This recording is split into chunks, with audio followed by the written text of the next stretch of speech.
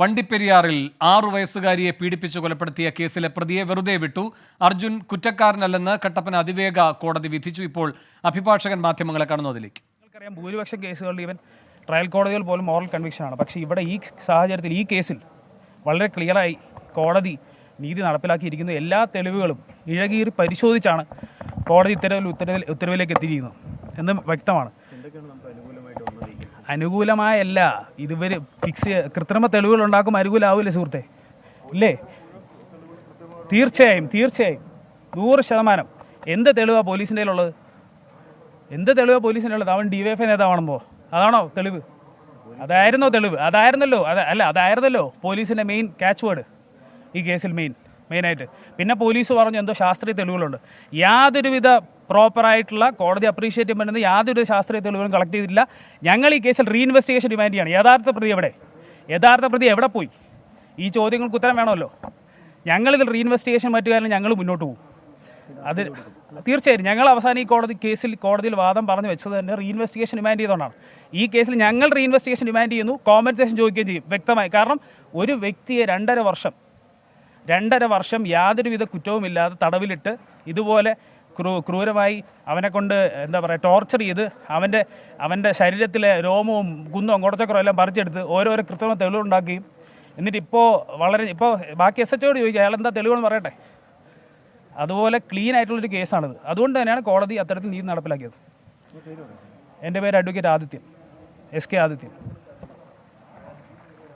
വണ്ടിപ്പെരിയാറിൽ 6 വയസ്സുകാരിയെ പീഡിപ്പിച്ച് കൊലപ്പെടുത്തിയ കേസിൽ പ്രതി അർജുനെ കോടതി വെറുതെ വിട്ടിരിക്കുകയാണ്. കട്ടപ്പനയിലെ അതിവേഗ കോടതിയാണ് വിധി പ്രസ്താവം നടത്തിയിരിക്കുന്നത്. അർജുൻ കുറ്റക്കാരനല്ല എന്നാണ് കോടതി വിധിച്ചിരിക്കുന്നത്.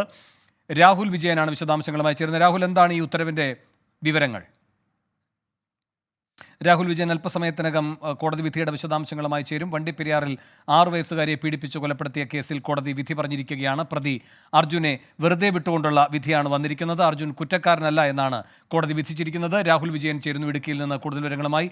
രാഹുൽ, എന്താണ് ഈ ഉത്തരവിൻ്റെ വിശദാംശങ്ങൾ? വേണു, വലിയ കോളിളക്കമുണ്ടാക്കിയ ഒരു കേസ് തന്നെയായിരുന്നു വണ്ടിപ്പെരിയാറിൽ 6 വയസ്സുകാരിയെ കൊലപ്പെടുത്തിയതിനു ശേഷം കെട്ടിത്തൂക്കിയ ആ സംഭവം. അതിൽ പ്രതിയായിട്ട് പോലീസ് കണ്ടെത്തിയിരുന്നത് വണ്ടിപ്പെരിയാർ സ്വദേശിയായിട്ടുള്ള അർജുനായിരുന്നു.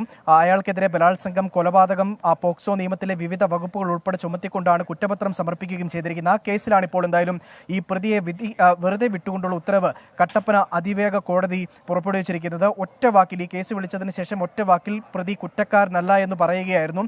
കൂടുതൽ വിശദാംശങ്ങളൊന്നും ഈ സംഭവത്തിനുമായി ബന്ധപ്പെട്ട് വന്നിട്ടില്ല. ഇതിൽ ജഡ്ജ്മെന്റ് അടക്കമുള്ള കാര്യങ്ങൾ വരികയും ചെയ്യേണ്ടതാണ്. എങ്കിൽ മാത്രമേ കൂടുതൽ വിശദാംശങ്ങൾ നമുക്ക് പറയാൻ കഴിയുകയുള്ളൂ. ഈ സംഭവത്തിൽ ഏതൊക്കെ വകുപ്പുകൾ ചുമത്തിയിട്ടില്ല, അല്ലെങ്കിൽ ഏതൊക്കെ വകുപ്പുകളിലാണ് പ്രോസിക്യൂഷൻ പരാജയപ്പെട്ടത്, അല്ലെങ്കിൽ കുറ്റക്കാരനാണെന്ന് കണ്ടെത്താൻ അല്ലെങ്കിൽ സ്ഥാപിക്കാൻ എങ്ങനെ കഴിയാതെ പോയി എന്നതടക്കമുള്ള കാര്യങ്ങൾ കൃത്യമായിട്ടും ഈ ജഡ്ജ്മെൻറ്റ് വന്നതിന് ശേഷം മാത്രമായിരിക്കും മനസ്സിലാക്കാൻ കഴിയുകയുള്ളൂ. ഇതിൽ പ്രോസിക്യൂഷൻ്റെ ഭാഗത്തു നിന്നുള്ളൊരു പ്രതികരണം വന്നിട്ടില്ല എന്നുള്ളതും വളരെ പ്രധാനപ്പെട്ട കാര്യമാണ്. പ്രോസിക്യൂഷൻ്റെ ഭാഗത്തു നിന്നാണ് ഇതിൽ കൂടുതൽ വിശദാംശങ്ങൾ വരേണ്ടത്. എന്തായാലും ഇതിൽ വലിയ തരത്തിലുള്ള കോളിളക്കമുണ്ടാക്കിയ സംഭവം, വലിയ തരത്തിൽ ചർച്ചയായ സംഭവം, 6 വയസ്സുകാരിയെ പീഡിപ്പിച്ച് കൊലപ്പെടുത്തിയതിന് ശേഷം കഴുത്തിൽ ഷാളിട്ട് കെട്ടിത്തൂക്കി എന്നതടക്കമുള്ള വലിയ കുറ്റം സംഭവിച്ചിരുന്നു. അത് പോസ്റ്റ്മോർട്ടം റിപ്പോർട്ടിൽ കൃത്യമായിട്ടും ബോധ്യപ്പെടുകയും ചെയ്തതാണ്. ആ കേസിലെ പ്രതിയെന്ന് പോലീസും അതുപോലെ തന്നെ പ്രോസിക്യൂഷനും ഉൾപ്പെടെ ഇതുവരെ പറഞ്ഞിരുന്ന ആളെ വെറുതെ വിട്ടിരിക്കുന്നു എന്നുള്ളതാണ് ഏറ്റവും പ്രധാനപ്പെട്ട കാര്യം. ഇതിൽ ഈ പ്രതിഭാഗം വക്കീൽ പറഞ്ഞതുപോലെ തന്നെ ഇതിൽ കൃത്രിമമായിട്ട് പോലീസ് തെളിവുകൾ ഉണ്ടാക്കി ഈ പ്രതി ഇന്നയാളാണെന്ന് തെളിയിക്കുന്നതിന് വേണ്ടി ഇതിപ്പം ബഹുമാനപ്പെട്ട കോടതി തീരുമാനമാണ്. പിന്നെ നമ്മുടെ സ്പെഷ്യൽ PP ആയിട്ട് ബന്ധപ്പെട്ട് അപ്പീൽ സ്കോപ്പ് ഉണ്ടെന്ന് ഞങ്ങൾ പരിശോധിക്കും. മാക്സിമം പോലീസിൻ്റെ ഭാഗത്തു നിന്നുള്ള തെളിവുകളെല്ലാം നമ്മൾ ശേഖരിച്ചാണ് കൊടുത്തത്. ബാക്കി ബഹുമാനപ്പെട്ട കോടതിയുടെ തീരുമാനമാണല്ലോ. എല്ലാ തെളിവുകളെല്ലാം ലഭിച്ചിരുന്നതൊക്കെ ബഹുമാനപ്പെട്ട കോടതി ഹാജരാക്കിയതാണ്.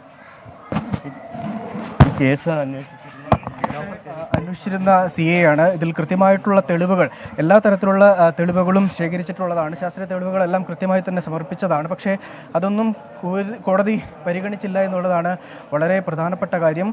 കൂടുതൽ വിശദമായ രീതിയിലേക്ക് ജഡ്ജ്മെന്റ് വായിക്കാതെ ഒറ്റ വാക്കിൽ തന്നെ പ്രതി കുറ്റക്കാരനല്ല എന്ന് പറഞ്ഞ് വെക്കുന്ന ഒരു വിധി പ്രസ്താവമാണ് ഇന്നുണ്ടാവുകയും ചെയ്തിരിക്കുന്നത്. നമ്മൾ നേരത്തെ പറഞ്ഞു വെച്ച പോലെ തന്നെ ഇതിൽ ഈ വിഷയവുമായി ബന്ധപ്പെട്ട് പ്രതിഭാഗം വക്കീൽ കൃത്യമായിട്ടുള്ള പ്രതികരണം നടത്തിയിട്ടുണ്ട്. ഈ അർജുനെ പ്രതിയാക്കുന്നതിന് വേണ്ടി പോലീസ് മനഃപൂർവ്വം കെട്ടിച്ചമച്ച പല തെളിവുകളുമുണ്ട്. അതുൾപ്പെടെ കോടതിയിൽ ഹാജരാക്കി അത് കോടതിക്ക് കൃത്യമായി ബോധ്യപ്പെട്ടതുകൊണ്ടാണ് ഇത്തരം ഒരു വിധി വന്നത് എന്നതടക്കമുള്ള കാര്യങ്ങളാണ് ഇപ്പോൾ എന്തായാലും ഈ പ്രതിഭാഗം വക്കീൽ പറയുകയും ചെയ്തിരിക്കുന്നത്. മാത്രമല്ല ഇതിലൊരു പുനരന്വേഷണം വേണമെന്നുള്ളൊരു ആവശ്യവും ഇവർ മുന്നോട്ട് വയ്ക്കുന്നുണ്ട്. യഥാർത്ഥ പ്രതി ആരാണ് എന്നതടക്കമുള്ള കാര്യങ്ങൾ കണ്ടെത്തേണ്ടതുണ്ട്. അതുകൊണ്ട് തന്നെ അതിൽ ഈ കേസ് റീഓപ്പൺ ചെയ്യണം, റീഇൻവെസ്റ്റിഗേഷൻ നടത്തണം എന്നതടക്കമുള്ള കാര്യങ്ങളാണ് പറയുന്നത്. ലോകത്തെവിടെയായാലും ഏത് സമയത്തും 24 വാർത്തകളും ഓഗ്മെന്റഡ് റിയാലിറ്റി പാക്കേജുകളും എക്സ്പ്ലെയിനറുകളും വിശദമായി കാണാൻ ഞങ്ങളുടെ യൂട്യൂബ് ചാനൽ നിങ്ങൾക്ക് സബ്സ്ക്രൈബ് ചെയ്യാം.